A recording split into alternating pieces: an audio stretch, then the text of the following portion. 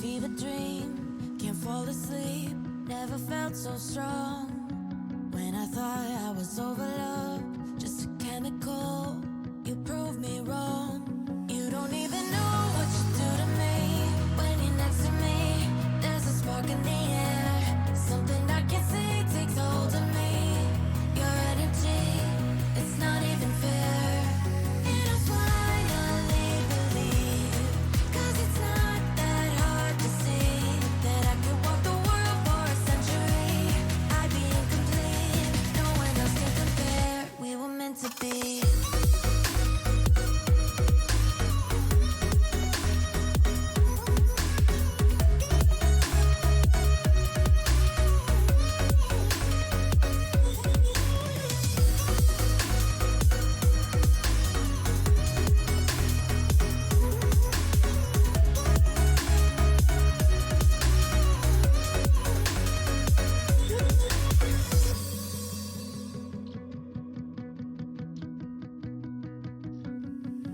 It's not hard to believe in love when you shine as bright as 1,000 suns. I don't know where you're taking me, escape velocity to another world. You don't even know what you do to me. When you're next to me, there's a spark in the air. Something I can't see takes a hold of me. Your energy, it's not even fair. And I finally believe, 'cause it's not that hard to see that I could walk the world for a century. I'd be incomplete, no one else can compare. We were meant to be.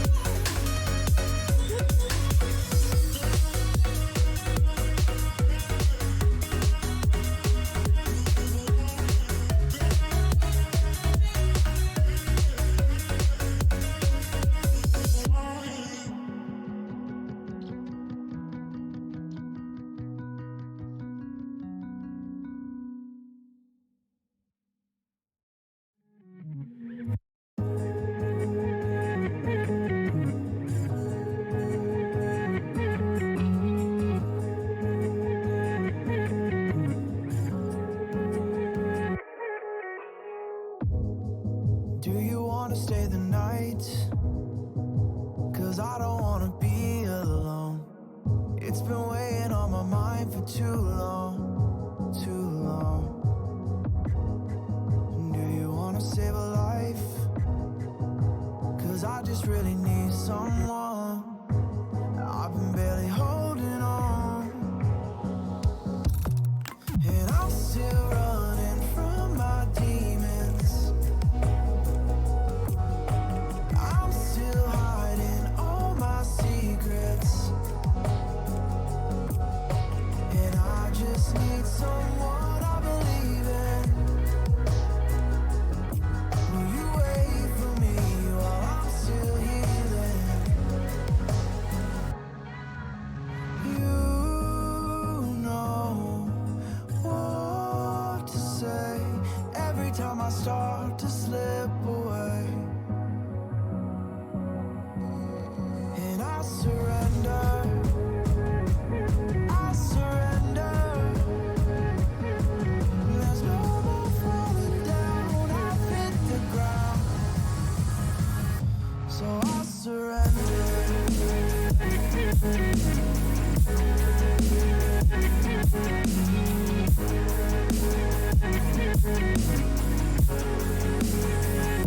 And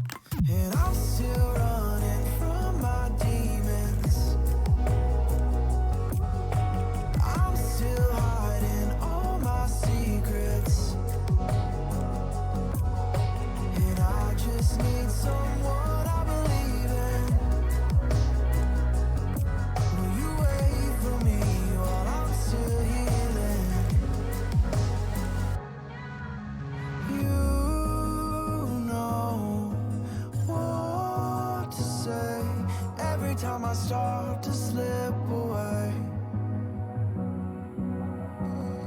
And I surrender, I surrender.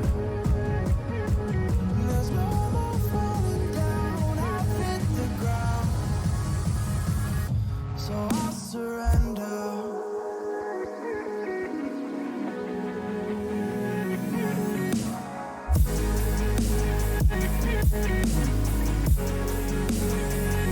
And I surrender.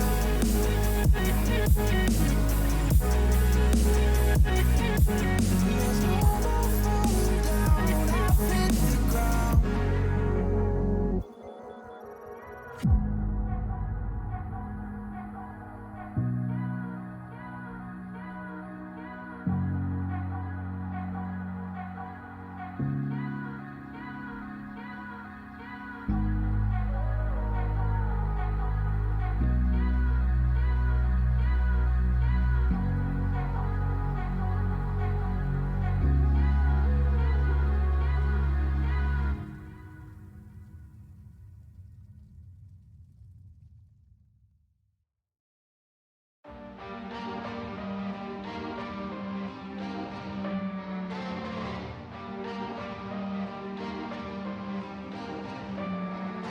Bad relationships will often end in disgust. And I know you want my love, but there's nothing to discuss. I don't need you in my life no more. I don't need you in my life no more. I got no money, it's getting sunny, but I still feel cold. I've been nose running, you funny, you going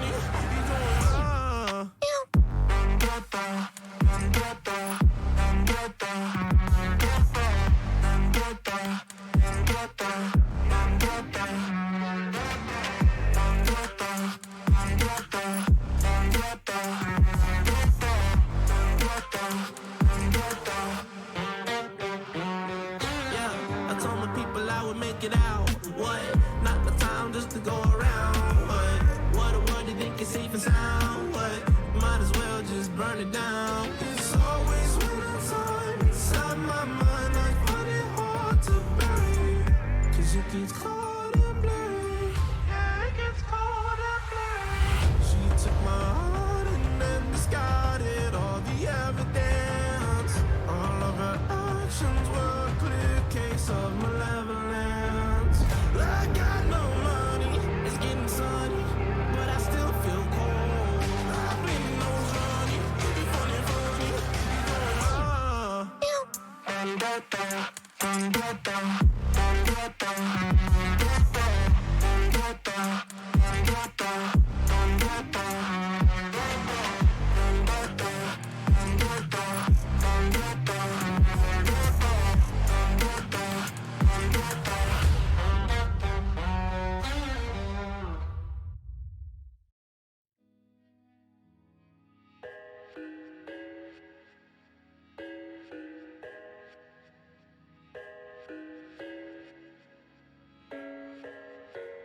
I thought I had it figured out, believed in us, we were meant to be, no doubt. A teenage love, everybody else could see the way we were, living in a fantasy. When I kiss her, I don't know where we're going, I don't know at all. I don't know how we're going, I'll be moving on. I'll be moving on, gotta let it go, living on my own, making me strong. Now I wanna show I can hold my own, see how much I've grown. Better off alone, baby, I know it all. Opa. Beleza, bom dia pessoal, bom dia, todo mundo acomodado, aí vocês por favor comecem a me dizer se Vocês estão me ouvindo bem, me vendo bem? Se a transmissão está engasgando, se não, para a gente usar as vantagens do Twitch, né? Da sub, não. Meu contrato de trabalho não permite a parceria com o Twitch. Pode ficar tranquilos com relação ao sub. Beleza, legal, pessoal. Então, deixa eu dar alguns avisos aqui para a gente organizar essa aula de hoje, tá? Primeiro, eu já estou vendo que vários de vocês conectaram aqui no canal de chat e vocês descobriram que vocês entram mutados no canal de chat. Peço desculpas por essa medida mais extrema, mas a experiência com a internet já me ensinou que abrir um canal de voz em que, teoricamente, qualquer pessoa pode entrar e deixar esse canal conectado a uma transmissão é arriscado. Então, por esse motivo, eu sempre nas aulas, né, remotas uso a seguinte regra. Se você quiser participar por voz, assim, chegar um momento, né, em que você, caramba, eu tenho uma dúvida, eu quero fazer um comentário, alguma coisa, então você manda uma mensagem privada para mim no Discord, dizendo, professor, eu queria falar, meu nome é tal, minha matrícula é tal. Aí eu vou checar, né, o teu nome e tua matrícula para ver se você realmente é um aluno de uma das duas turmas de arquitetura de computadores, e aí, checando tudo certinho, eu vou liberar o acesso, tá? Te desmutar. E aí tu pode perguntar, tu pode comentar, tu fica à vontade, certo? Alternativamente tem o chat de texto, esse aí é mais tranquilo, né? E assim a gente vai levando, tá bom? Só pra gente não tomar nenhum susto aqui com áudios aleatórios de pessoas externas à turma, tá, gente? Esse aqui é o meu receio. O Twitch tem vantagens, a qualidade da imagem é melhor, a transmissão ela é bem mais customizável, mas, por outro lado, é uma plataforma aberta, então a gente tem que tomar alguns cuidados aqui. Beleza. Que mais? Sim, a aula já começou, né? Eu preciso tirar esse aviso aqui da tela, certo? Essa é outra coisa. E hoje, o que a gente vai fazer é o seguinte, tá? A gente vai fazer um roteiro prático tentando consolidar melhor aqueles conceitos relacionados a como instruções são executadas em um processador. E a gente também vai aproveitar e vai dar uma olhada um pouco mais concretamente no que é um caminho de dados, né? Como é que o nível da microarquitetura se relaciona com o nível do conjunto de instruções, como é que o nível do assembly se relaciona com o nível do conjunto de instruções. Então esse é o tipo de coisa que a gente vai ver hoje. E a gente vai ver isso através de uma atividade simulada, né? Então a gente vai utilizar esse simulador aqui, tá? Chamado DK&S Data Path Simulation. Tá? E aqui eu vou aproveitar para colocar o link no chat, certo?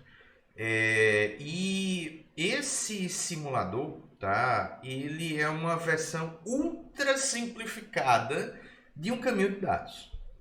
E a parte do controle do caminho de dados, ela é feita através de uma analogia.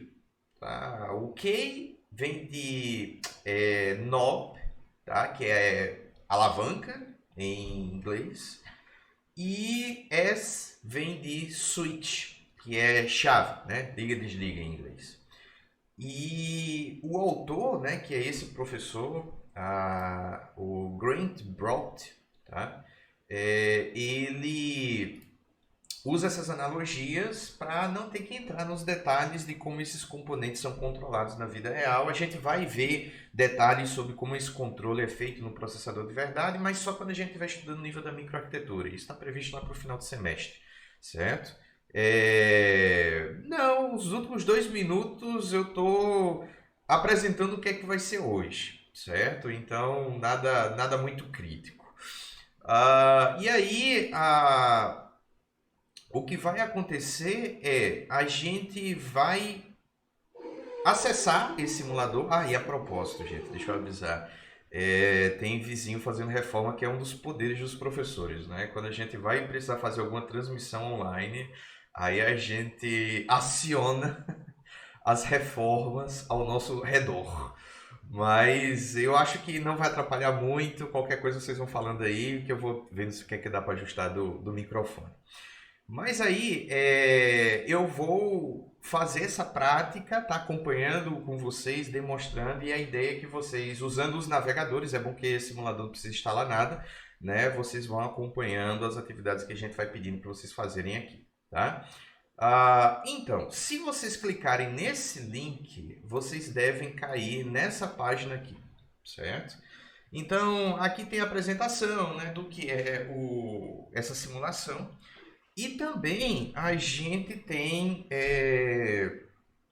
uma sequência de visões desse simulador, tá? Aí o que é que acontece? O que são essas visões? É uma forma da gente entender o que está acontecendo de maneira gradual. Então, primeiro, né, o autor ele vai dar aí somente a simulação do caminho de dados, do data path. Aí depois que a gente entender como é que o caminho de dados funciona, aí a gente vai ver uma simulação do caminho de dados conectado com a memória principal. Aí depois. Então isso aqui é uma coisa muito legal que eu acho desse simulador, é permitir que a gente vá por partes, né? Então vamos por partes, e a primeira parte vai ser esse primeiro link aqui, né? Que é DK&S, Data Path Simulation. Então vamos ver a simulação somente do caminho de dados. E aí, vocês clicando nisso, vocês vão chegar nessa tela aqui, certo? Então, o que a gente está vendo? O que a gente está vendo é o seguinte, deixa eu só ver aqui se eu estou perdendo alguma coisa, não estou perdendo nada, porque eu tenho que manter um olho em várias coisas, né? No chat do Twitch, no Discord, mas está tudo sob controle. Beleza. Então, aqui nesse caminho de dados, a gente tem uma representação de... Vamos lá, vamos começar de cima para baixo. Isso aqui é o nosso banco de registradores, aqui em cima, tá? Register Bank. E esse banco de registradores possui 4 registradores de propósito geral. Eles são chamados de R0, R1, R2 e R3, tá?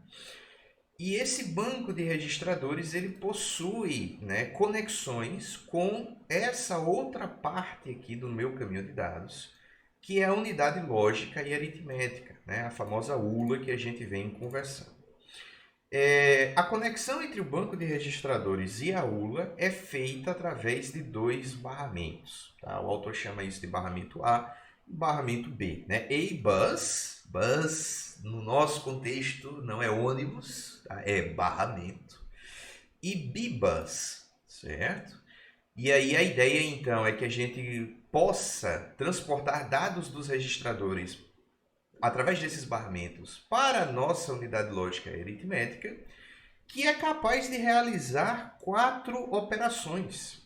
Soma ou lógico, aí está vendo que vocês podem clicar nisso aqui, e isso aqui é o que o autor está chamando de alavanca, né? Então a gente pode girar essa alavanca para colocar na posição que a gente desejar. No caso, cada posição representa uma operação diferente que a ULA pode fazer, né? Então essa é uma operação aqui, essa é uma barra vertical, né? Então é uma operação de OU bit a bit. Aqui é uma operação de AND, de I bit a bit. E isso aqui é uma operação de subtração, certo? Então o que acontece é que a gente vai dessa forma controlar o que a ULA vai fazer nesse momento, certo? Uma outra coisa que eu preciso informar sobre a ULA, né? E isso é uma coisa que acontece também em ULAs da vida real. ULAs possuem o que a gente chama de flags, tá? Flag é um conceito que a gente aprende em programação. Não sei se vocês chegaram a ouvir falar sobre flags, tá? Mas flags são variáveis binárias, são variáveis booleanas. E assim elas podem ser verdadeiro ou falso, elas podem ser 1 ou 0. E elas servem para indicar se algo aconteceu ou não, tá?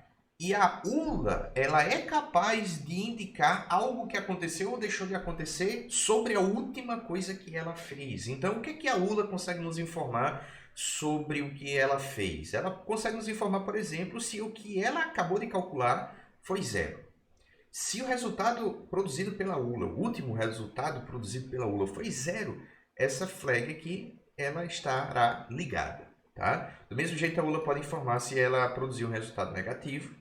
E se aconteceu uma coisa, um evento que a gente chama de overflow, né? Que é o transbordo do tamanho da saída da ULA. Então a gente vai descobrir que a saída dessa ULA é de 16 bits, 2 bytes. E se o resultado que a gente produzir, por acaso, ele precisar ser representado com mais de 16 bits, certo? Ele não conseguir ser representado em 16 bits, isso aí vai ser um overflow. E esse evento é comunicado pela ULA. E ela tem duas versões para esse evento, dependendo de se você está utilizando operações com sinal ou sem sinal.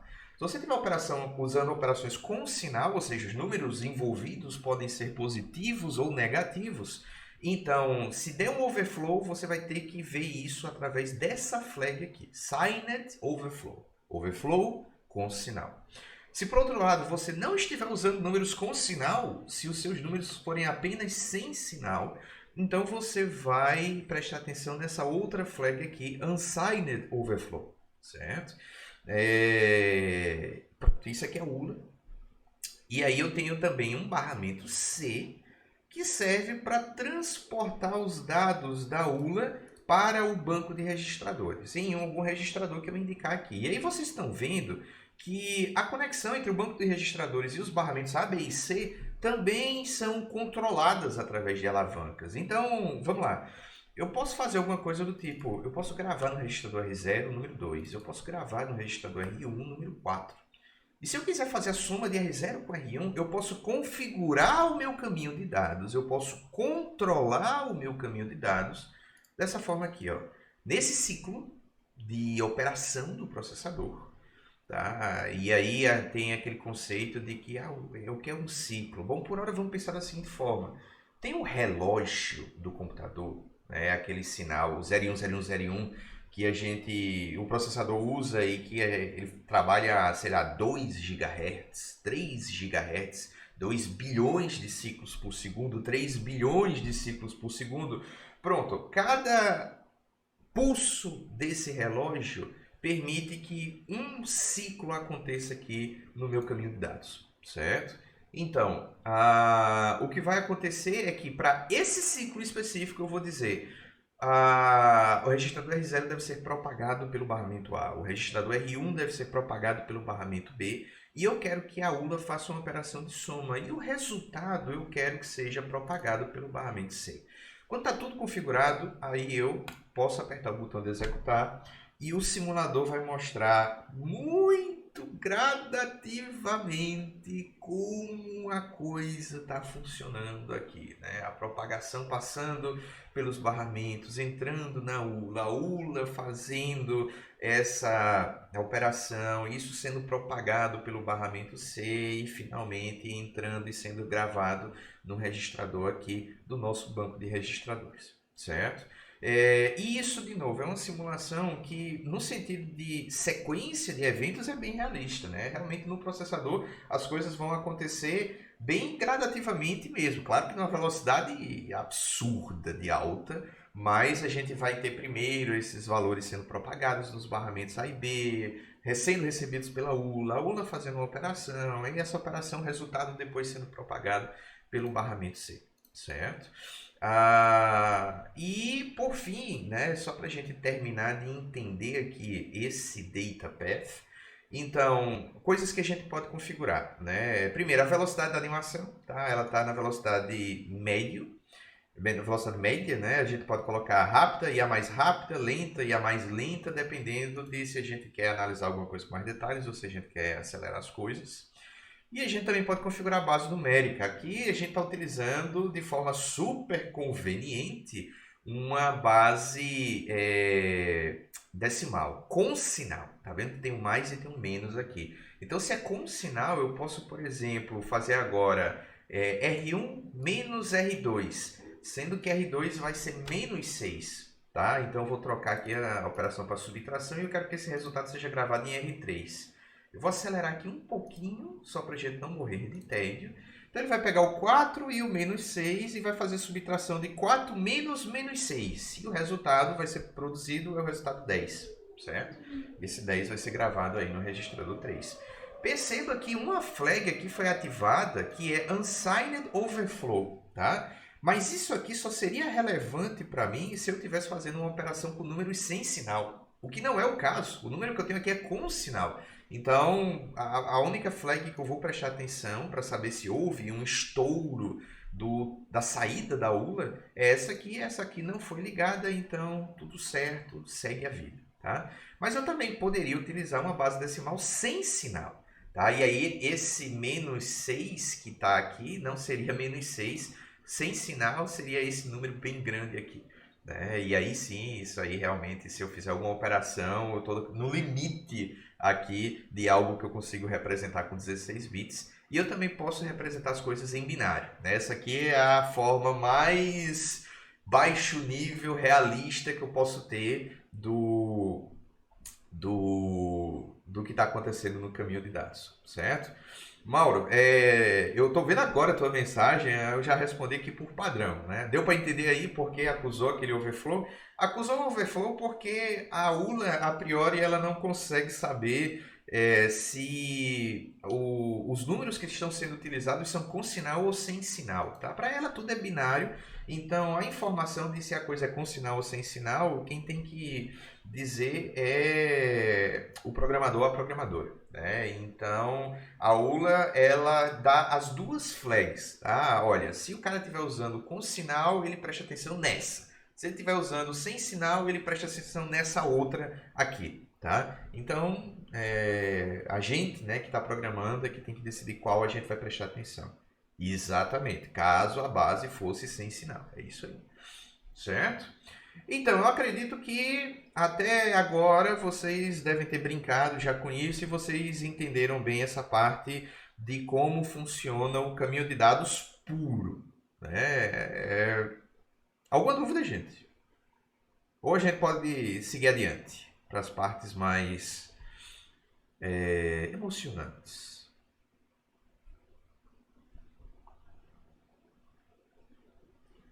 Baixa só um pouquinho essa câmera, só um pouquinho o microfone e pronto.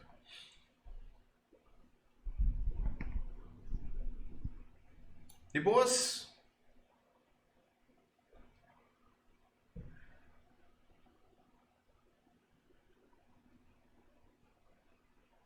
Vocês ainda estão aí, gente?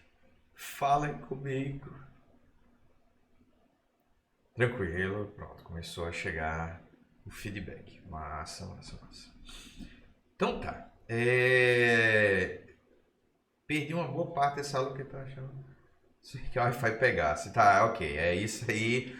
Mas não se preocupe, porque essa aula, como eu falei, ela vai ficar gravada. Eu vou fazer o upload desse vídeo no YouTube.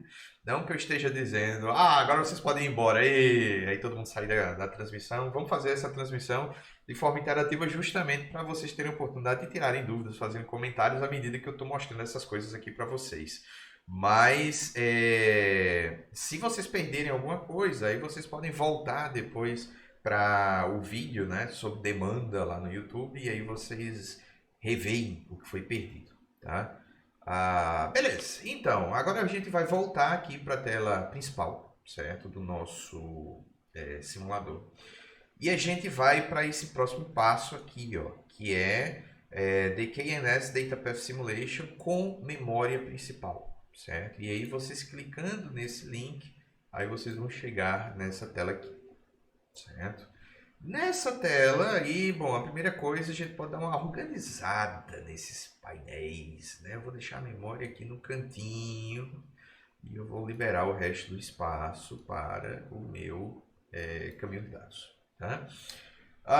E aí, qual é a novidade que apareceu aqui? Bom, a novidade é que agora eu tenho uma memória principal conectada nesse processador, tá? E o meu barramento aqui, C, ele foi conectado a um outro barramento, ao barramento da memória principal, certo? E aí é dessa forma que dados podem sair da memória principal e irem para registradores e dados podem sair da ULA, né, passando pelo barramento C e voltar para a memória principal.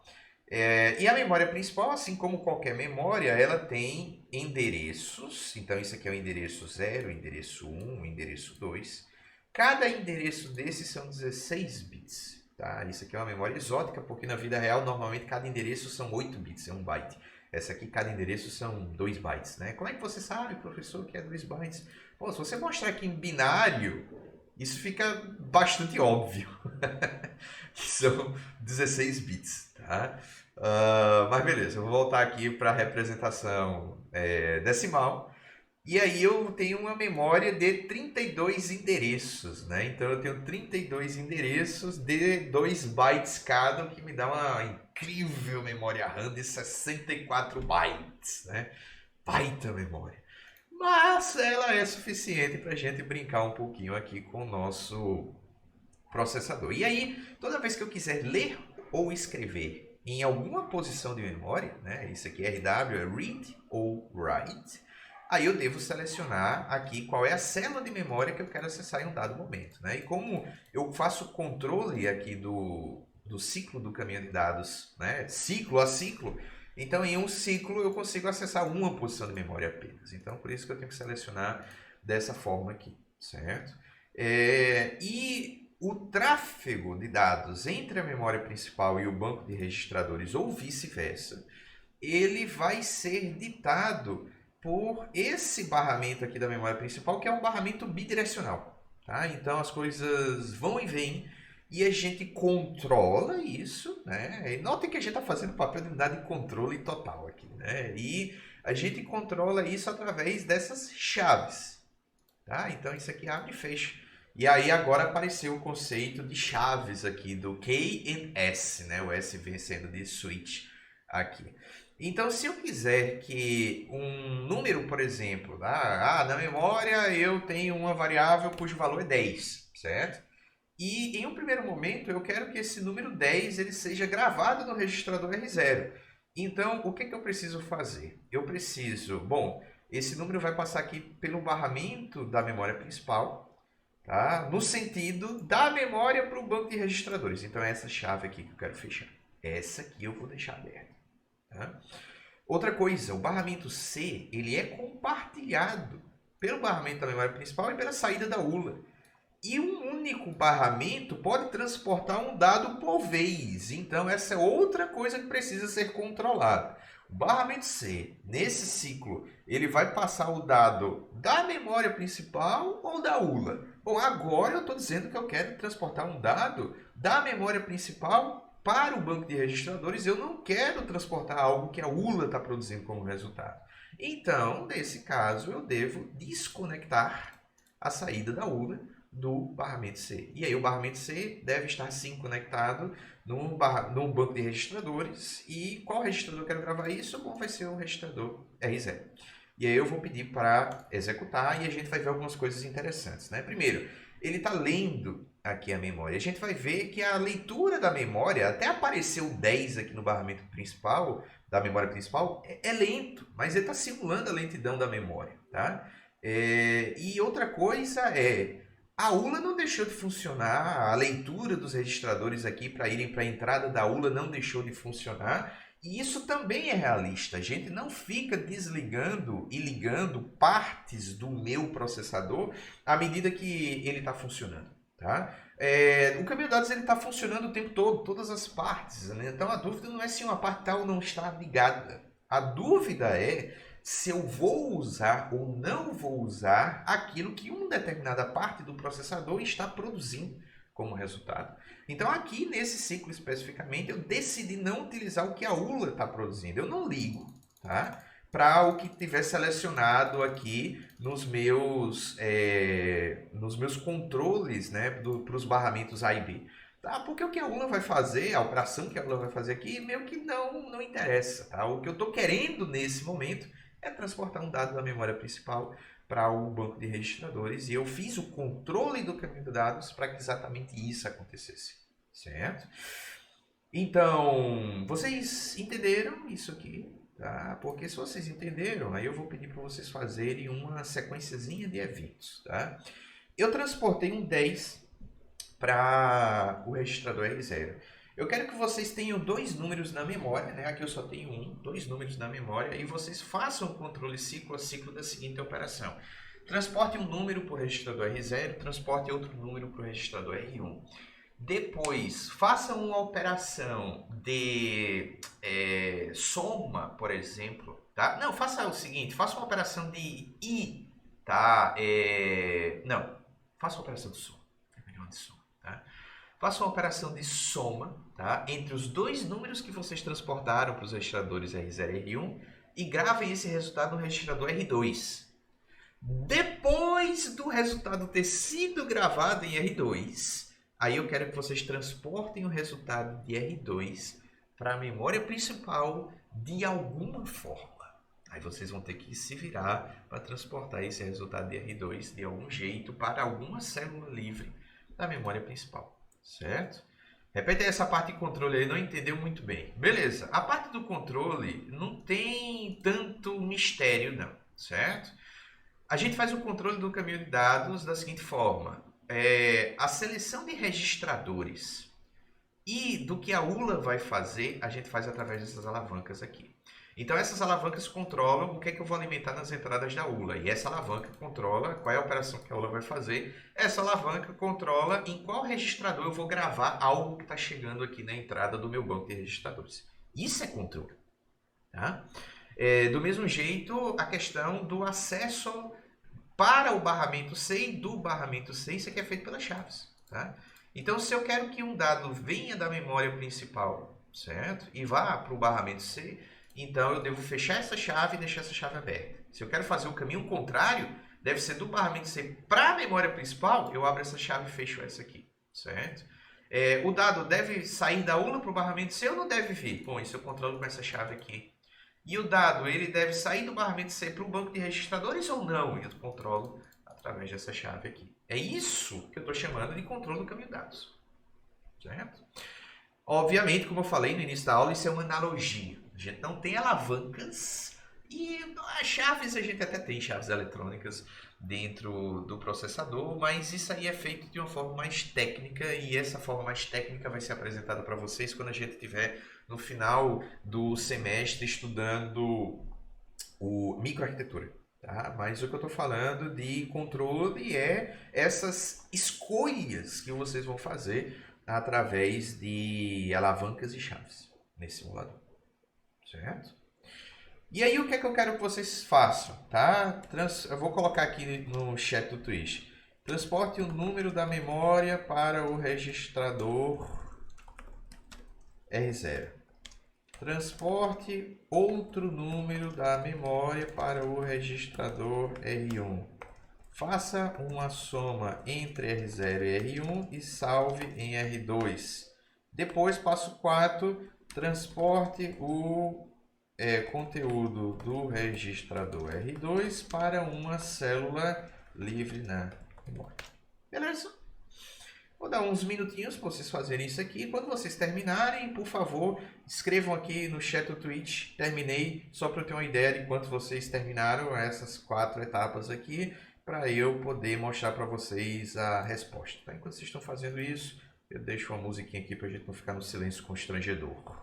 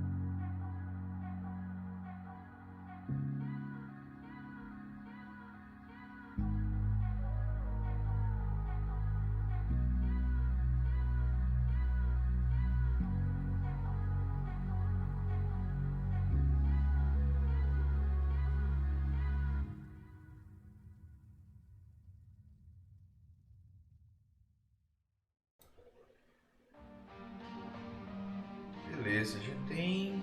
Vamos lá, 1, 2, 3, 4, 5, 6, 7, 8...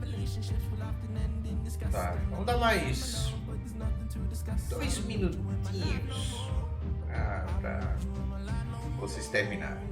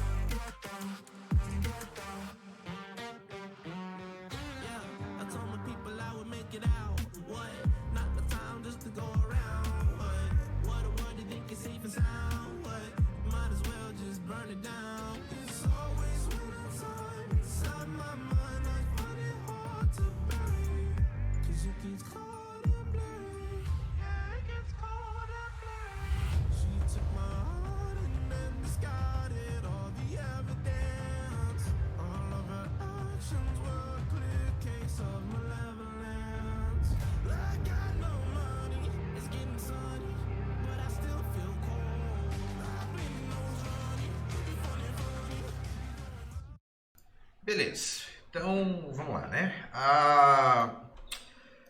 O que é que eu estou esperando que vocês façam aqui? Vamos lá, 10 e 20, certo? Sabe o que eu tenho na memória? Eu já mostrei para vocês o transporte do 10 para o registrador R0. Como é que eu transporto o conteúdo do endereço da memória 1 para o registrador R1? A mesma coisa, né? Só vou ter o cuidado de selecionar a célula 1 da memória, e eu vou ter que ter o cuidado de dizer que o registrador que vai receber isso é o registrador R1, tá? O barramento conteúdo dele deve vir para o banco de registradores, o sentido da memória principal deve ser indo para o barramento C, e eu quero que o barramento a saída da ULA esteja desconectada do barramento C, e eu não ligo para o que a ULA estiver fazendo. Aí eu vou acelerar um pouquinho aqui, certo? E vou pedir para executar, e aí vou ver a célula, né, conteúdo dela sendo transportado aqui para o meu registrador R1. Feito. Aí agora o que é que eu pedi para fazer? Uma soma, né, entre as duas coisas. Beleza. Então, o que dá para fazer eu quero colocar no barramento A, que é a primeira entrada da ULA, né, o valor de R0, barramento B, o valor de R1, eu quero que a ULA faça uma soma, e eu quero que sim, agora a ULA esteja conectada ao barramento C, tá? Aí, então, o barramento C é um barramento, que vai conseguir transportar um valor por vez. Eu estou conectando a ULA aqui ao barramento C, então eu devo desconectar a memória principal, certo? Para não colocar dados no barramento C.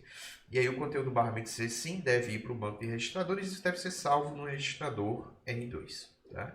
Então, vou pedir para isso ser executado. Aí, o que vai acontecer ele vai fazer a soma, né? Vai dar 30, e esse 30 vai ser salvo no registrador R2. Aí aqui vem o nosso probleminha, né? Esse caminho de dados, ele não tem uma conexão direta entre o banco de registradores e a memória.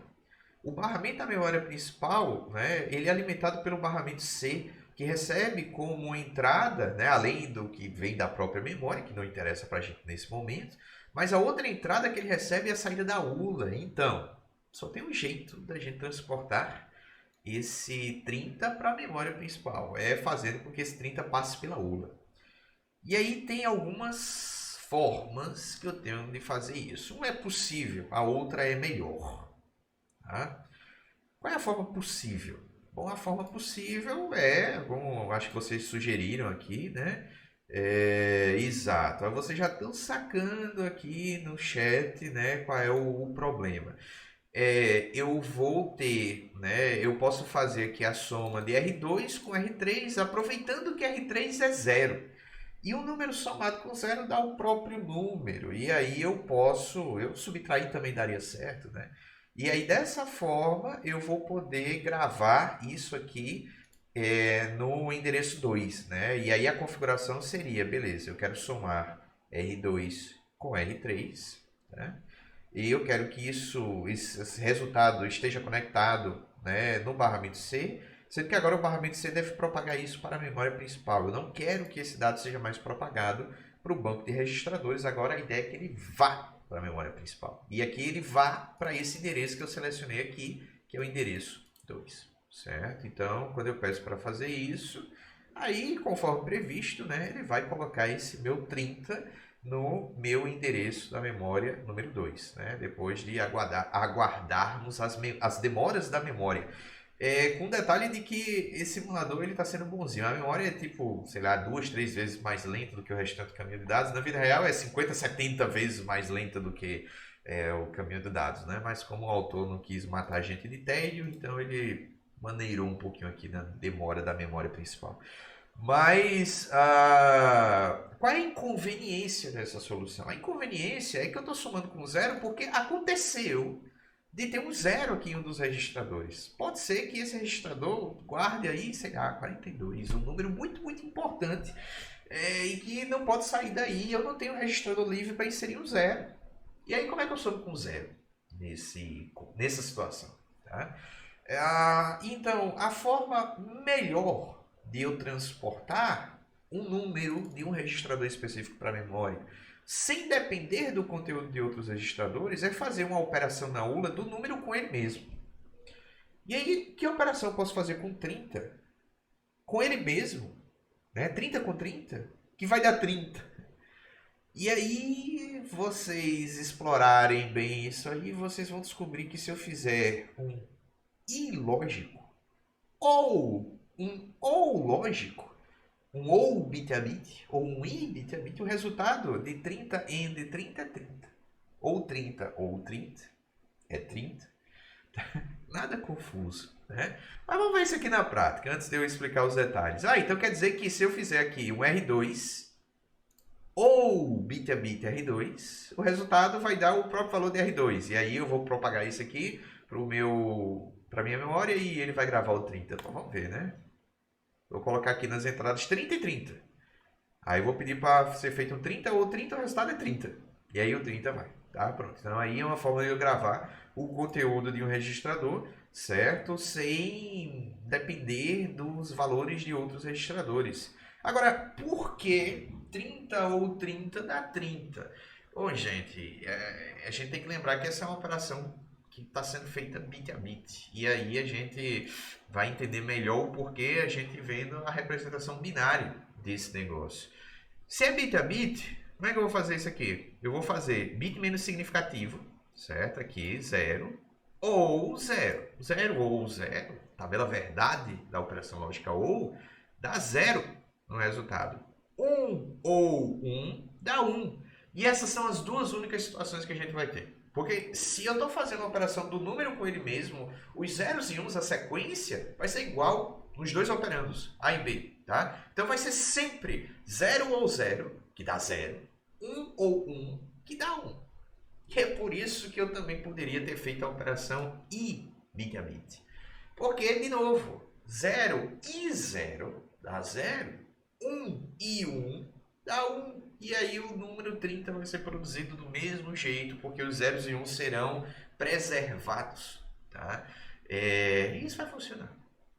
Tá? Então, por esse motivo, essa é a forma mais conveniente de eu transportar, né, o dado de um registrador para a memória nesse caminho de dados. Isso é uma particularidade desse processador, não significa que todos os processadores funcionam assim, mas no caso desse, essa é a melhor forma da gente fazer esse transporte.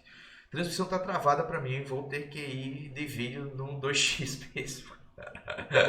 Beleza, eu espero que você consiga acompanhar a velocidade do 2x, tá? Se mais pessoas estiverem tendo problemas, eu posso interromper a transmissão e reiniciar com a qualidade reduzida, tá?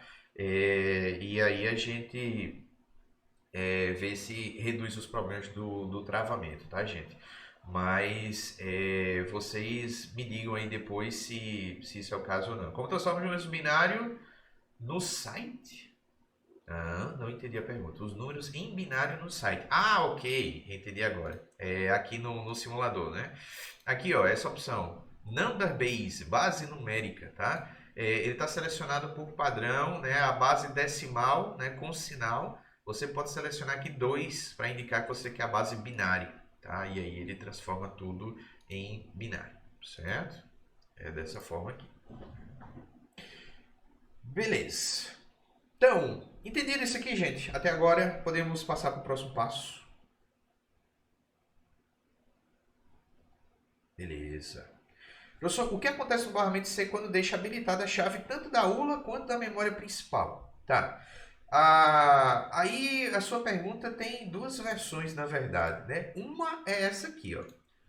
Que é, eu estou transportando do barramento C tanto para a memória principal quanto para a ULA. Isso aqui é possível, certo? E a gente poderia resolver o problema de gravar o resultado da soma no passo 3, ao invés de termos um passo 4. Ou seja, na hora de gravar no registrador R2, eu aproveito e já gravo aqui também na memória RAM. Isso é possível, mas vocês vão ver que no passo seguinte, tá? Quando eu colocar uma unidade de controle nesse processador, o projetista do processador optou por não permitir que o número seja gravado no banco de registradores e na memória. Tá? Ele quer que as operações dele sejam mais específicas. Você vai gravar ou no registrador ou na memória, não nos dois. Em respeito a isso, eu pedi para vocês simularem essas coisas sendo feitas em passos separados. Tá? Mas isso aqui é possível, tá? Porque você está pegando um único valor do barramento C, que é um barramento que está conectado em mais lugares diferentes, e esses lugares que estão vendo o conteúdo do barramento C, né, fizeram a leitura do valor e salvaram esse valor. Isso aqui é possivelmente possível, é perfeitamente possível. Tá? Agora, a outra possibilidade é eu pegar, por exemplo, e não é uma coisa que vai para a memória, é uma coisa que vem para a memória. E agora eu estou querendo que o conteúdo da memória e o conteúdo da ULA passem pelo barramento C. Tá? Se eu tento fazer uma coisa dessa aqui no simulador, eu nem sei o que é que acontece, mas eu estou esperando uma inconsistência, porque eu estou pedindo para 2 valores serem gravados aqui no barramento C ao mesmo tempo.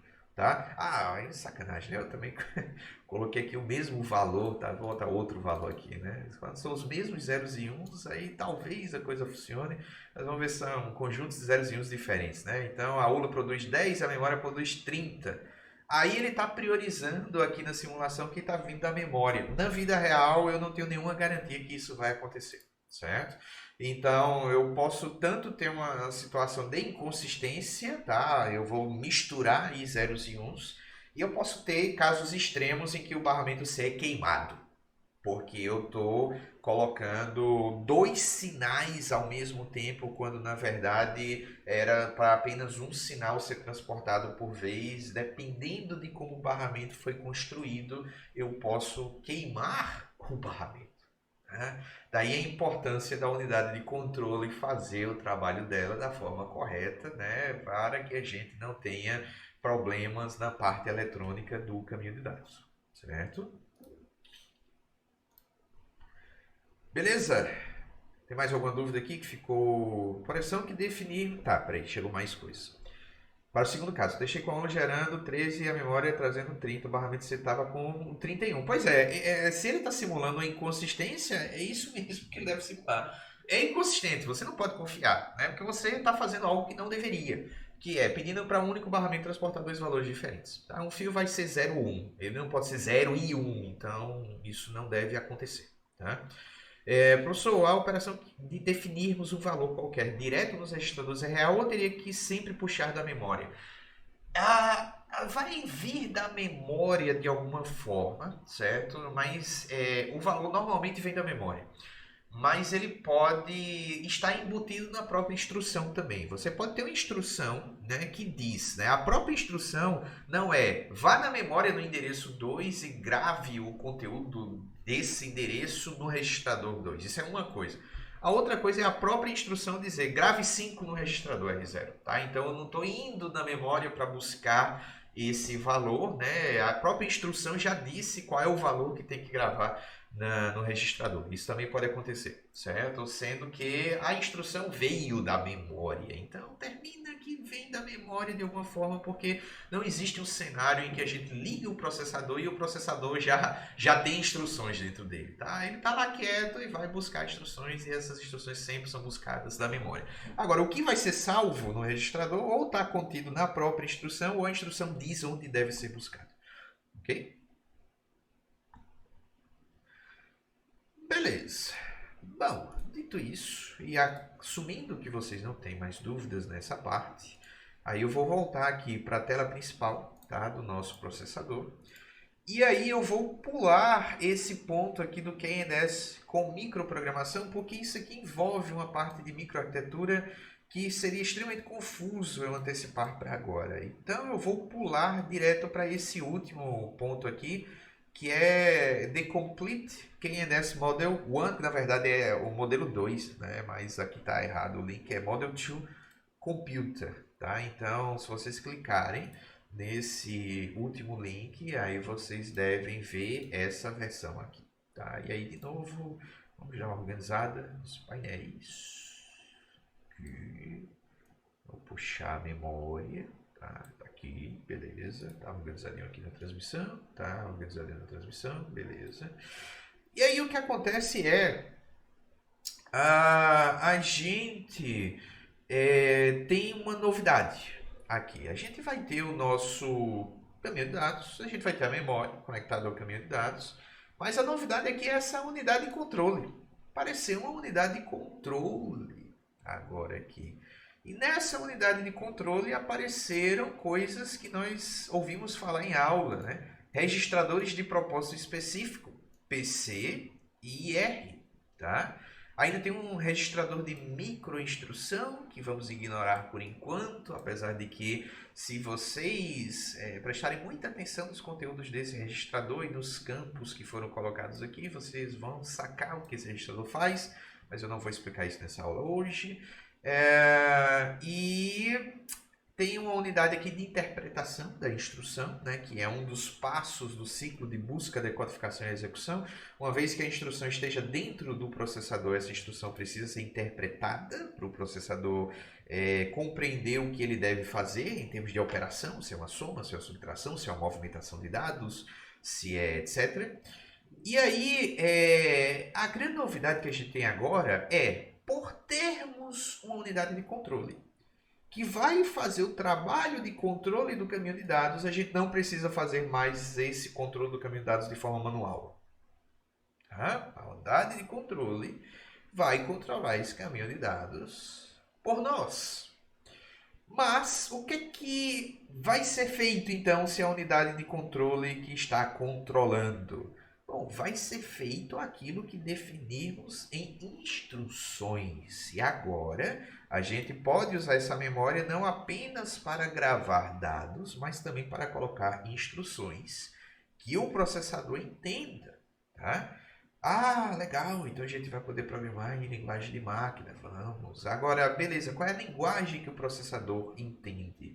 Bom, aí a gente vai ter que voltar para a tela principal aqui, tá? E a gente vai ver que tem um link aqui dizendo o seguinte, ó. As instruções em linguagem de máquina em Assembly estão documentadas no cartão de programação em linguagem Assembly, linguagem de máquina. Tá? E aí, se vocês clicam nesse link aqui, aí vocês vão chegar nessa tela aqui, que é o manual do nosso processador. A gente falou que todo fabricante de processador tem que dar um manual, senão a gente não consegue programar o processador. Beleza, o fabricante desse processador entregou o manual dele, certo? Esse complexo manual de... Isso aqui é o manual. Tá? Ele executa pouquíssimas instruções. Eu vou aumentar aqui um pouquinho, para ficar mais fácil da gente ler, certo? E aqui eu tenho instruções, tá? Por exemplo, eu tenho a instrução load, né? Store, move, add, sub, and, or. Notem que as instruções elas são condizentes com o que o caminho de dados pode fazer. Porque as instruções lógicas e aritméticas são add, sub, and, or. Bom, é porque a ULA consegue fazer essas 4 operações. Tá? Então não tem como eu ter instruções, né, que dizem respeito a coisas que a aula nesse caminho de dados não consiga fazer. Tá? E aí, ele mostra aqui qual é o formato geral da instrução. Tá? E aí a gente vai poder usar a instrução em assembly, tá? Não vamos nos torturar com binário. Ele mostra um exemplo de utilização de instrução, certo? Por exemplo, load R2 13. E ele mostra o que significa esse exemplo. Esse exemplo aqui significa: eu quero gravar no registrador R2 o conteúdo da memória, que está sendo enxergado aqui como um array, índice 13, ou seja, endereço 13, posição 13. E essa instrução load, quando ela é traduzida para a linguagem de máquina, ela tem esse formato aqui. Essa primeira sequência de zeros e uns é o que indica que a instrução é um load. E aí, os 7 bits menos significativos são 2 bits para indicar qual é o registrador, né? E isso faz sentido, porque eu tenho 4 registradores, então seria o registrador 0001, 10 e 11, cujos nomes simbólicos são R0, R1, R2 e R3. E eu tenho 5 bits para representar uma posição da memória. Com 5 bits eu tenho 2 elevado a 5, são 32 combinações diferentes. Isso faz bastante sentido, porque se eu for olhar aqui no meu caminho de dados, eu tenho... deixa eu diminuir o zoom aqui. Eu tenho as posições de memória que vão de 0 a 31. Então eu tenho realmente somente 32 células de memória, né? Então faz todo sentido do mundo que eu utilize 5 bits, tá? Para poder representar um endereço de memória aqui. Tá? E aqui eu tenho o equivalente dessa instrução assembly para linguagem de máquina. Tá? Então, o que eu posso fazer... Eita, peraí que eu estou perdendo aqui na minha tela. Eu vou voltar aqui para o meu caminho de dados.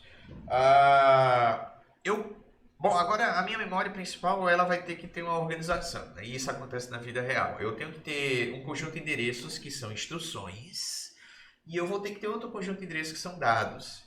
Tá? PC ele vai começar apontando para o endereço 0. Então vamos fazer o seguinte: do endereço 0 até, vamos supor, o endereço 10, eu vou usar para instruções. E a partir do endereço 11 eu vou usar para dados. Isso é uma organização que eu estou propondo, não é obrigatório. Tá? Mas, enfim, desse jeito aqui provavelmente facilita a minha vida. Eu posso começar os dados em 15, em 20, isso é uma coisa que vocês definem. E aí eu vou colocar um número aqui. Tá? Vamos lá, número 10. E eu quero agora, de forma automática, transportar esse número para o registrador. E aí a gente já viu que tem uma instrução load. Então eu posso escrever aqui, tá? Load para o registrador R0 o conteúdo do endereço 11. Certo? Se eu fizer isso e eu pedir para ele executar, percebam que a primeira coisa que ele vai fazer é pegar o endereço 0, ele vai buscar a próxima instrução na memória. Aí ele buscou, gravou em ER e ele depois vai incrementar o contador de programa e ao mesmo tempo ele já vai aproveitar para interpretar o que a instrução faz. Interpretada a instrução, aí ele vai configurar automaticamente o caminho de dados. Então ele já arrumou tudo aqui no caminho de dados, eu não preciso mexer em nada, certo? E ele já selecionou automaticamente o endereço 11 aqui, ele está transportando o conteúdo do endereço 11 para o meu registrador R0, certo? E ele terminou de executar a instrução nesse ponto aqui.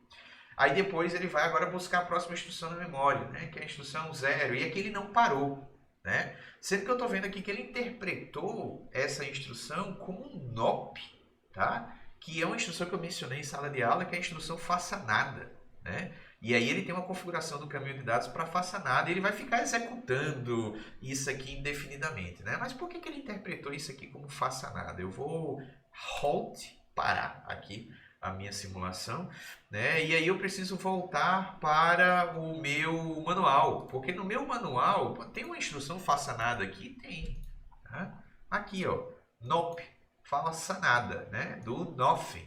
E aí como é que é NOP em linguagem de máquina? É tudo 0.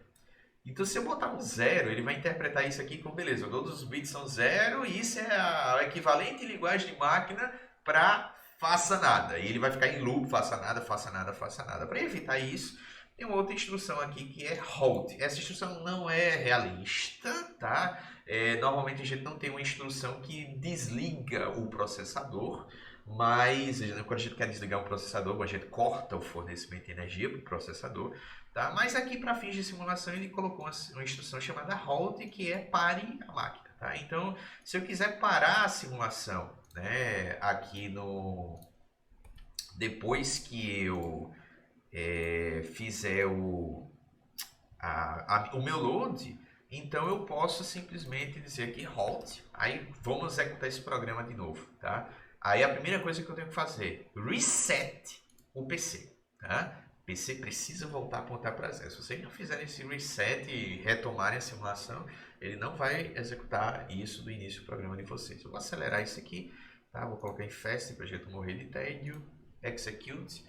E aí a gente vai ver, né? Tá, beleza. Ele foi lá, buscou, incrementou o contador do programa, é um load, beleza. Aí ele transportou 10 para o registrador R0. Aí a gravação em R0 aconteceu nesse momento aqui. Aí a próxima instrução que ele vai buscar é a halt. E aí ao interpretar o halt, aí ele vai parar, né? Então é desse jeito aqui que eu vou querer que vocês façam os programas de vocês, tá? Então, eu vou dar um tempo agora para vocês, utilizando instruções, tá, de movimentação de dados e instruções lógicas e aritméticas. Esses são os dois grupos de instruções que vocês precisarão utilizar. Eu gostaria que vocês implementassem, tá, aqueles 4 passos que a gente fez de forma manual, né, passado. E eu vou colocar aqui de novo, né? Primeiro passo aqui é esse. Segundo passo é esse. Estou dando Ctrl+C, Ctrl+V aqui no chat. O terceiro passo é esse. E o quarto passo é esse, sendo que agora eu quero que vocês façam isso de forma programática, né? Utilizando instruções e não controlando no braço o caminho de dados como se não existisse uma unidade de controle. Antes realmente não existia, agora existe, tá? Então, utilizem as instruções, certo? E aí vocês vão subir de nível. Aí antes a gente estava ali só no nível da microarquitetura, agora vocês subiram para o nível do conjunto de instruções, casado ali com a assembly. Vocês vão programar em assembly, gente. Olha que alegria, tá? Vamos dar um tempinho. Quando vocês terminarem, por favor, informem aqui no chat para eu saber que vocês estão terminando. Musiquinha para motivar vocês aí na programação.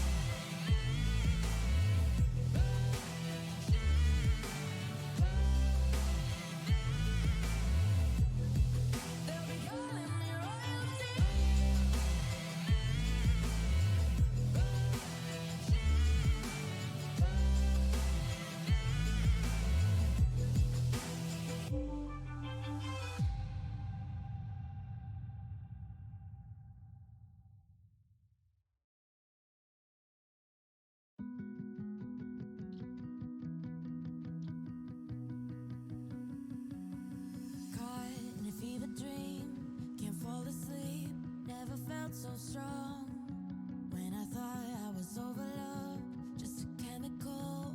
You proved me wrong. You don't even know what you do to me when you're next to me. There's a spark in the air, something I can't see takes hold of me. Your energy, it's not even fair. And I finally believe, 'cause it's not that hard to see that I could walk the world for a century. I'd be incomplete, no one else can compare. We were meant to be.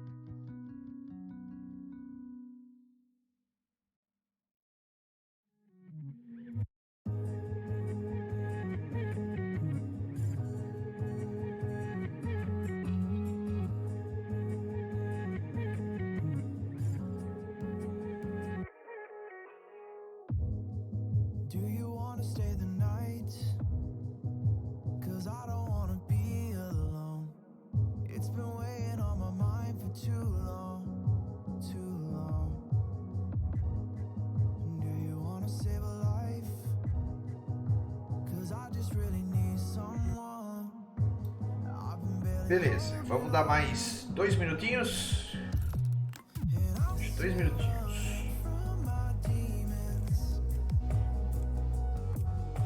I'm still hiding all my secrets, and I just need someone I believe in. Will you wait for me while I'm still healing? You know what to say every time I start to slip away, and I surrender. I surrender. There's no more falling down. I've hit the ground, so I surrender.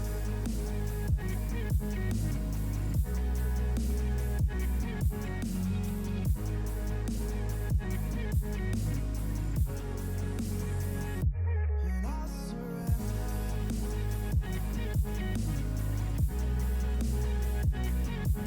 There's no more falling down. I've hit the ground. You don't owe me anything, but I believe that you can show me all the things that I've been. Beleza, vamos lá.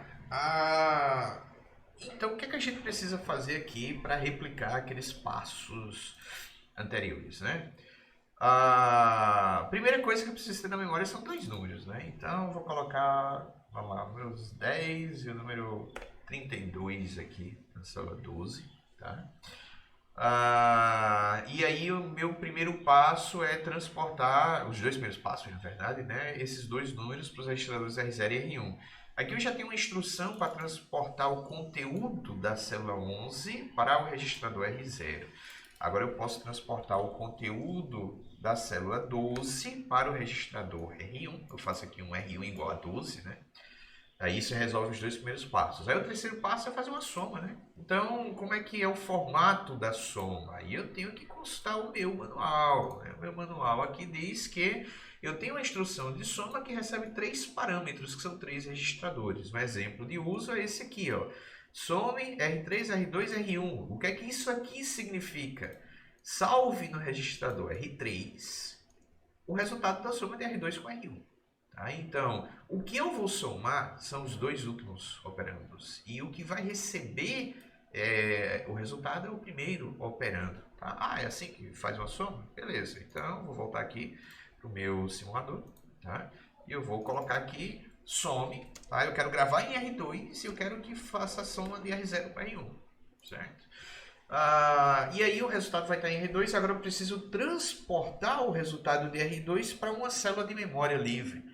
Aí, de novo, né? Como é que eu faço isso? Manual tá aí para isso, né? E aí volto no manual. Isso aqui não é uma operação lógica e aritmética, é uma operação de movimentação de dados. E aí, do mesmo jeito que eu tive um load, eu tenho um store, tá? Que vai fazer o oposto do que acontece no load, ou seja, eu vou gravar alguma coisa na memória, né? Então, exemplo de uso, store 8R3, o que é que isso significa? Armazene, né? É memória índice 8, tá? Posição 8, recebe o conteúdo de R3, tá? Então, eu quero um negócio muito parecido com isso, né? Então, eu vou usar store, aí eu vou voltar aqui, certo? Então, eu vou fazer store, sendo que agora eu quero armazenar no endereço 13 o conteúdo de R2. Aí isso encerra o meu programa, né? Então, encerrado o programa, aí eu devo colocar um halt aqui para ele não ficar executando o conteúdo das outras células aí, como se fosse NOP, tá? Aí o que é que eu preciso fazer agora para executar esse programa? Resetar o conteúdo do IPC, tá? Vou deixar aqui no fastest, só para a gente acelerar aqui nossa vida, e eu vou pedir para ele executar, tá? E aí o ciclo de busca, decodificação e execução vai brilhar aqui, né? Ele buscou o primeiro número, ele buscou o segundo número, ele fez uma soma aqui, o resultado foi gravado em R2 e esse resultado depois foi gravado aqui na memória do índice 13 e a máquina parou, tá? tá? Talvez eu não devesse ter usado festas, talvez fosse uma ideia melhor usar o festa, que foi rápido demais. Mas eu espero que vocês tenham visto que... Deixa eu botar no festa aqui de novo, tá? Que resetar aqui, executar de novo. À medida que essas instruções estão sendo executadas, a unidade de controle está fazendo o seu trabalho. Então a gente está vendo que está tendo sim uma tradução dos zeros e uns dessas instruções aqui, certo? Em seus equivalentes em termos de movimentação de dados aqui no caminho de dados. Então você está vendo que à medida que as instruções estão sendo executadas, as chaves estão abrindo e fechando, as alavancas estão se mexendo aqui, né? E essa realmente é a relação que existe, né, de tradução entre o nível do conjunto, da arquitetura do conjunto de instruções e o nível da microarquitetura, né? E cada componente desse é construído com portas lógicas. Então, sim, cada operação dessa vai ser decomposta em um monte de AND, OR, SHOR, NOT, NAND, NOR e todas aquelas coisas que a gente implementa com portas lógicas, certo? Até aqui, gente, está entendido? Alguém quer perguntar alguma coisa? Agora é um bom momento, antes de eu subir a temperatura do que vocês precisam fazer aqui. Me digam aí se vocês estão, tá tudo tranquilo. Alguém quer perguntar alguma coisa?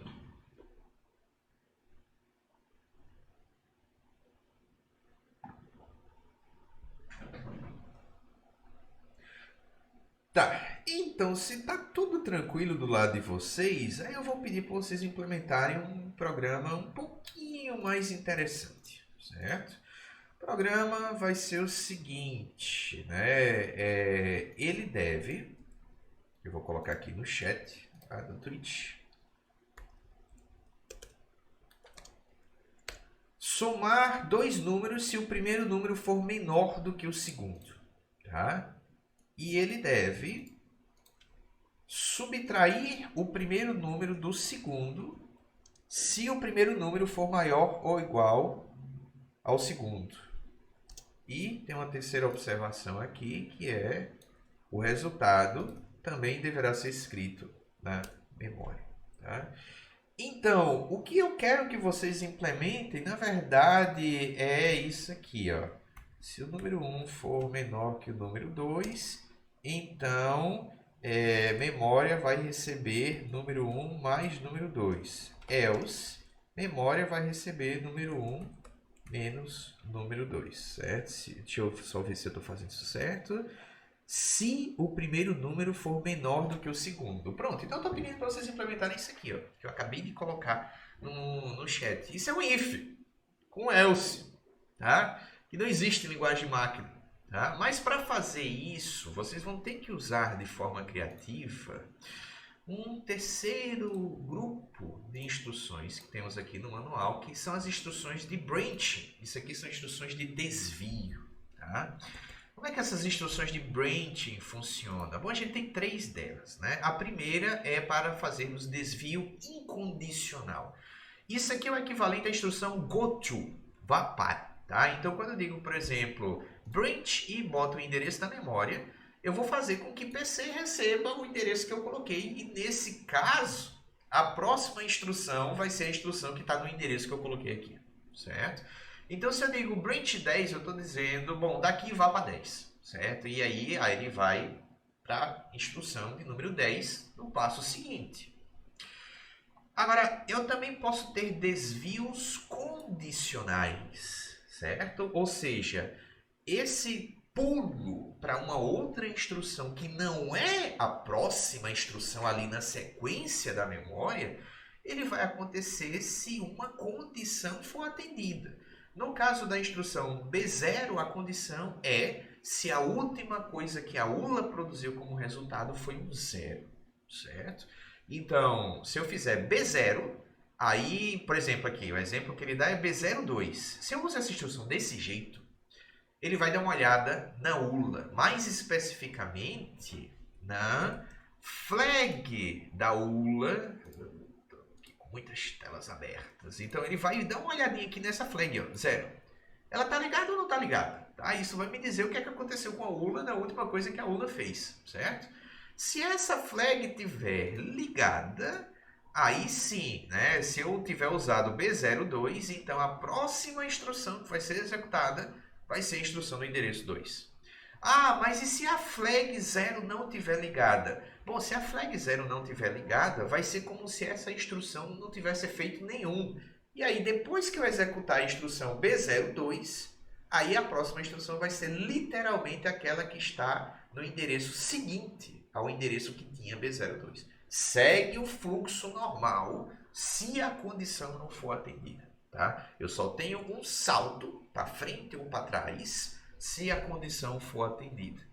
E bneg é outra instrução de desvio condicional. Tem uma outra condição. Qual é a condição dessa B0? É a ULA ter produzido 0 como a última coisa. E aqui é a ULA ter produzido um número negativo como último resultado. Então, nesse exemplo, bneg 7, isso aqui vai ser salte para a instrução no endereço 7 da memória se a ULA tiver produzido um número negativo na última operação que a ULA fez. Isso significa se essa flag negative estiver ligada, certo?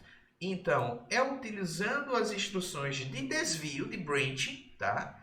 Tanto incondicional quanto condicional, que vocês vão conseguir implementar isso aqui, certo? Uma última observação que eu faço, e aí eu já vou avisando, esse problema é mais difícil, certo?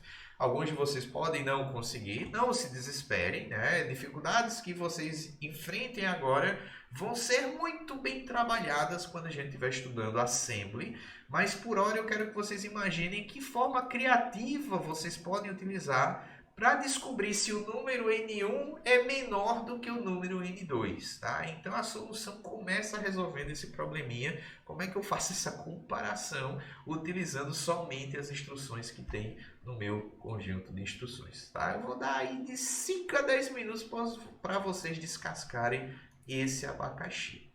Volta a musiquinha.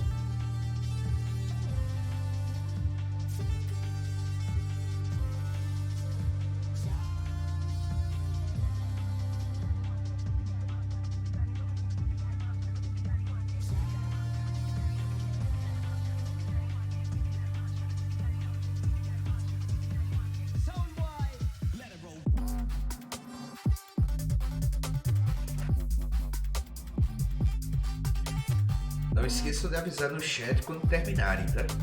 Então, feito aí para eu saber como é que vocês andam.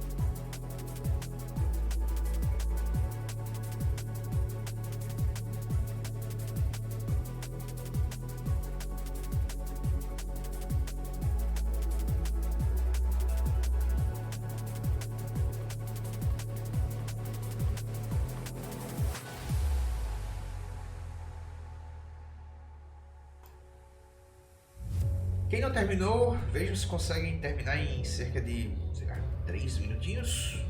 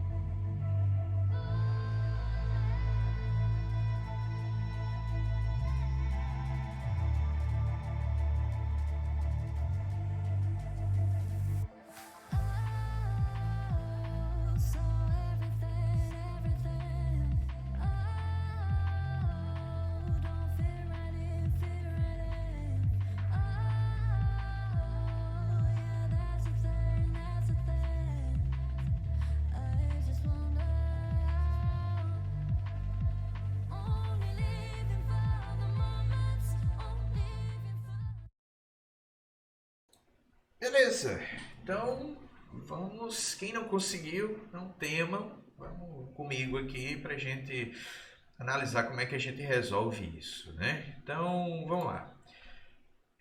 Deixa eu apagar aqui. Vai ficar esses erros aqui, é porque eu estou pedindo para isso aqui ser interpretado como. Só dar no F5 aqui, ia ser mais fácil, mas beleza. Eu vou deixar aqui dois números na minha memória, tá? 10 e 32 ainda, os endereços 11 e 12. Eu espero que os endereços de 0 a 10 sejam suficientes para escrever no programa. Mas vamos lá.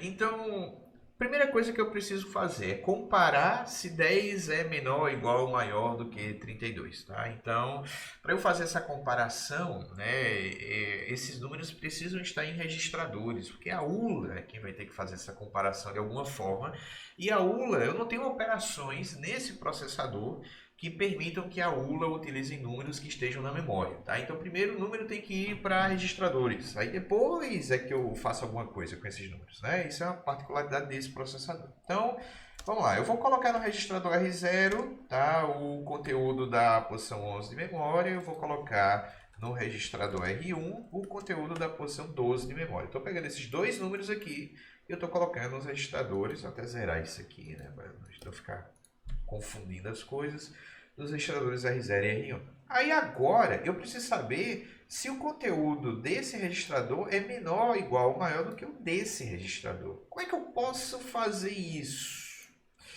Bom, se vocês refletiram aí com os botões de vocês, né, eu estou esperando que vocês descubram que subtrair R0 de R1 é uma boa ideia. Porque se eu faço R0 menos R1, ou aqui mais especificamente 10 menos 32, eu vou ter três resultados possíveis, aí considerando o universo de números, né? Ou o resultado vai ser um número negativo, ou o resultado vai ser zero, ou o resultado vai ser um número positivo, tá? Então, se o resultado for um número negativo, que é o que vai acontecer aqui, se eu fizer 10 menos 32, o resultado vai ser menos 22. Isso significa uma coisa. O primeiro número é menor do que o segundo. Tá? Então, como é que eu sei se o primeiro número é menor do que o segundo para implementar essa condição que tem no meu if? Bom, eu vou subtrair o primeiro pelo segundo e vou analisar se o resultado deu negativo. Ah, mas como é que eu analiso se o resultado deu negativo? Bom, tem uma instrução de desvio condicional que vai justamente fazer um desvio se o resultado foi negativo, que é BNEG. Tá? Então, vamos usar isso de uma forma produtiva aqui, né? Que é, então, eu vou fazer uma subtração, certo? Vou gravar o resultado em R2, não que eu me interesse muito por esse resultado nesse primeiro momento, mas eu vou subtrair R0 por R1, tá? E aí, se der um número negativo, aí eu vou querer que ele faça um desvio, tá? Eu vou dizer aqui, por exemplo, BNEG, pule para instrução que eu vou colocar aqui mais para frente. Vou colocar pule para 6. Vem para 6 aqui. Tá? Se deu negativo, execute o que tiver em 6 aqui. Certo? Bom, se deu negativo, o que é que eu devo fazer? Então, se o primeiro número for menor que o segundo, de acordo com a especificação que eu escrevi aí no chat do Twitch, o que eu devo fazer é somar o primeiro número com o segundo número e gravar o resultado dessa soma na memória. Então, como é que eu somo o primeiro número com o segundo número? Eu vou fazer o seguinte, ó, adicione, aí grave o resultado da soma em R2 e eu quero somar R0 com R1, que são os registradores que estão guardando o primeiro número e o segundo número.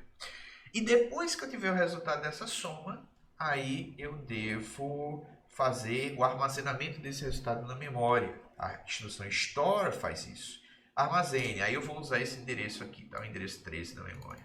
Então, store no endereço 13, o conteúdo de R2, que é o registrador que eu estou usando para salvar o resultado da soma.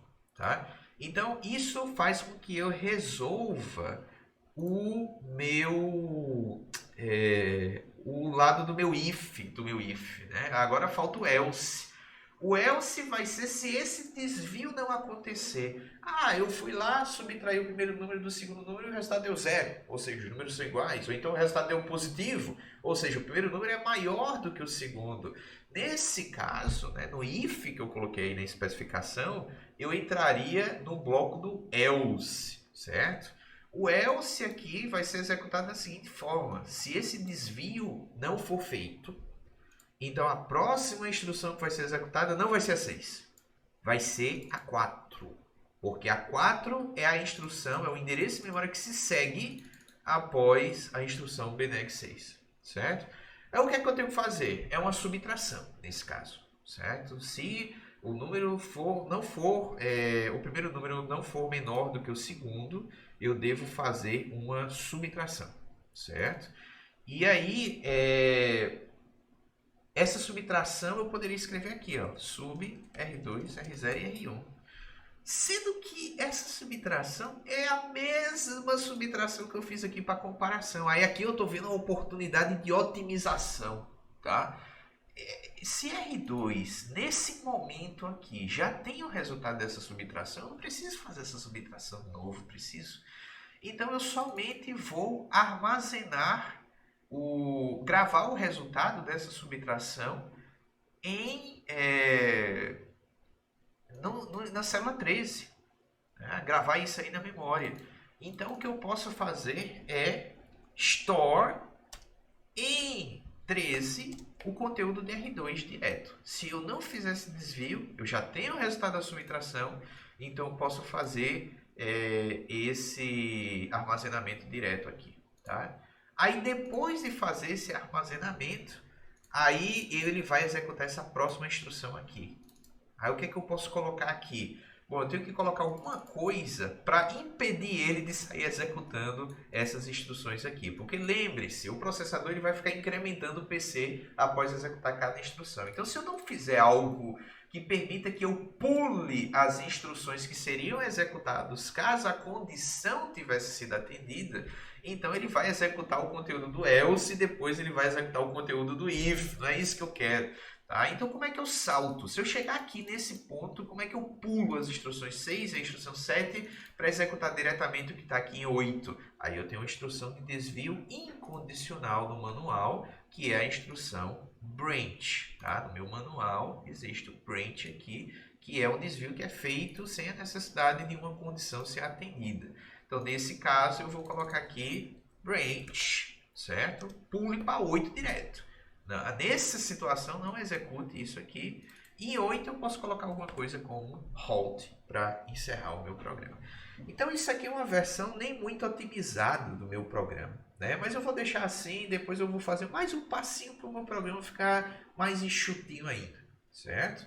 Então, vamos lá, vamos executar isso aqui. Eu vou resetar o meu PC, vou deixar aqui a velocidade em fast e vou executar. Então, programa em execução. Primeira instrução. Leia o endereço 11 e coloque no registrador R0. Tá? E aí, ele vai colocar isso aqui em R0. Vou deixar no fast para não ficar muito rápido.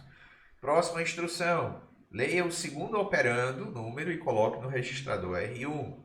Então, está fazendo aqui a leitura do 32, né? O caminho de dados está sendo ajustado automaticamente. Isso aqui vai ser gravado no registrador R1. Aí agora, faça uma subtração entre R0 e R1 e coloque o resultado em R2. O caminho de dados vai ser configurado aqui automaticamente. Essa subtração vai ser feita e o resultado, que no caso é menos 22, e as flags vão ser atualizadas automaticamente, isso vai ser gravado em R2. E aí agora eu vou fazer o bneg. Deu negativo? Aí a instrução vai ver aqui, né? A flag 0, negativa foi ativada, vou pular para 6. Ou seja, eu devo fazer uma soma nesse caso. E aí ele vai configurar o caminho de dados para fazer a soma entre 10 e 32, o resultado vai dar 42, isso vai sobrescrever o valor que eu tinha em R2, depois ele vai executar o store, né? Que é 13, gravar o conteúdo de R2 na célula 13, né? Então ele vai pegar R2, note que ele usa a operação ou bit a bit para transportar esse dado, né? E aí ele vai gravar esse 42 na célula 13, em algum momento, né? Porque a memória é lenta que só, e aí depois ele vai executar a instrução que está no endereço 8, ele vai descobrir que a instrução que está no endereço 8 é halt e ele para. Tá? Então está aí o meu programa executado instrução a instrução. Vamos testar agora quando dá o else? Bora! Então vamos fazer o seguinte, vamos pegar esse primeiro número e fazer com que ele seja 32 também, certo? Vou zerar isso aqui, zerar o conteúdo dos registradores para ficar mais fácil da gente enxergar. Tá? Vou zerar aqui o PC, vou acelerar um pouquinho, tá? Para a gente não morrer de tédio. E aí vamos ver aqui rapidamente narração de jogo de futebol, o que é que está acontecendo. Leitura de 11 para R0, leitura da célula 12 para R1. Aí depois eu vou fazer a subtração, e aí a subtração deu 0, aí eu vou testar se 0 é um número negativo, não é. Daí ele já vai armazenar o 0 na célula 13, que continuou 0 aqui, e em seguida ele encerrou o programa. Então, eu não executei as instruções 6 e 7, porque esse desvio não aconteceu. Então, se esse desvio não aconteceu, eu executei a instrução 4 e depois eu executei a instrução 5, que fez com que eu desviasse direto para a instrução 8 e eu encerrei o programa do mesmo jeito. Certo? Tem uma forma aqui de eu deixar esse programa ainda mais enxutinho, que é o seguinte. Tá vendo essa instrução aqui, ó, de armazenamento? É igual. Tá? Ou seja, depois que eu calculei alguma coisa e gravei em R2, eu tenho que fazer a mesma coisa, que é pegar, seja lá o que eu calculei em R2, se foi uma soma, se foi uma subtração, e salvar isso aqui em 13. Então, aqui em bneg, na verdade, eu poderia fazer o seguinte logo. Eu já poderia dizer pule para a instrução 7, certo? Branch 7. E aí essa célula ficaria vazia aqui, né? O que é um negócio meio bizarro. Aí vamos fazer o seguinte, então. Ctrl X, Ctrl V, Ctrl X, Ctrl V, Ctrl X, Ctrl V, tá? Eu puxei os meus programas tudo, aí isso aqui deixei em alto, deixei em 0, tá? 0. E agora eu vou atualizar só, né? Se o resultado for negativo, eu devo salvar para pular para a instrução 5 agora, né? Eu puxei as instruções. E se não for negativo, aí eu devo pular direto para 6, que é o armazenamento aqui, né, do meu resultado na célula 3. Então aqui agora o meu programa está ocupando somente 8 células. Antes ele estava ocupando 9 células. Né? Então, otimizando não é somente uma questão do programa executar mais rápido, mas é o programa em si consumir menos memória também. Né? Aí agora eu vou colocar uma outra situação, que é o número 1 é maior do que o número 2. Né? Vou resetar isso aqui, vou executar esse programa para ver se vai funcionar. Agora eu quero gravar no endereço 13 a subtração de 50 por 32. Né? Vamos ver se ele vai fazer isso aqui mesmo. Executando. Então, rapidão, para ver se eu não quebrei meu programa. Carreguei 50 no registrador R0, carreguei 32 no registrador R1, fiz a subtração, o número deu positivo, então eu tenho que fazer uma subtração. A subtração deu 18, 18 foi armazenado na memória nesse momento, depois é executada a instrução halt e o meu processador para. Beleza. Professor, quando eu apago o que tinha na célula da memória, ele fica com erro, aí tenta escrever nela e daí liga o opcode. Pois é, o problema é que quando você apaga o que está na memória, esse é um detalhe de implementação desse simulador, né? Aí ele não entende quando você coloca somente 0, né? Quando a memória está selecionada aqui para ser uma instrução, ele está esperando que você use o assembly, tá? Então você deve primeiro fazer com que essa célula volte para alto, tá? Ou então os números aqui em uma das bases, e aí sim você atualiza o valor da célula, certo? Aí ele volta para 0. Tá? Do contrário, ele realmente dá esse erro estranho, mas é pela forma como o autor disso aqui implementou esse simulador há literalmente décadas atrás. Né? Então ele não fez nada muito rebuscado não, mas o que ele fez já é suficiente para ilustrar o que a gente precisa aprender aqui. Ok? Por nada. Beleza, vocês entenderam isso, gente?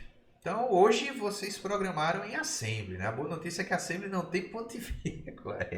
Não precisa de ponto e vírgula. Olha aí, vocês estão vendo o lado positivo do Assembly. Né? E aí vocês programaram em Assembly um if que tinha um else, né? Viram como é divertido? Fazer isso aí em Assembly. Leva mais instruções? Leva. Mas se você for com calma, entendendo aí o que é que você está fazendo, você consegue. Né? Tem um processozinho de se acostumar a programar utilizando instruções tão simples, mas é possível, certo? A gente se acostumar.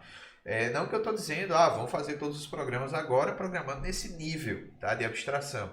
Mas o que eu estou dizendo é que quando você programa nesse nível de abstração, você entende muito melhor o que está acontecendo no processador, qual é o relacionamento que o processador tem com a memória enquanto o teu programa está em execução, e é isso que eu preciso, né, que vocês aprendam nessa fase da disciplina.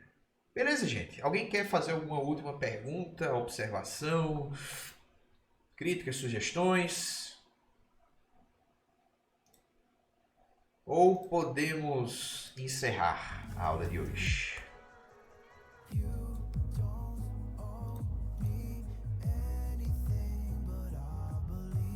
A minha playlist aqui no modo aleatório gostou dessa música, né? Eu já não sei mais quantas vezes ela repetiu essa música, que precisa aumentar o tamanho dessa playlist.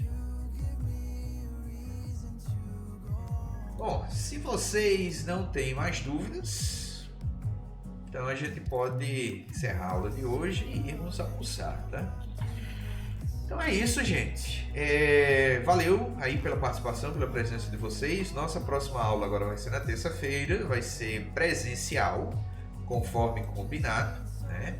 E aí a gente vai dar continuidade à parte de processadores. Beleza, gente?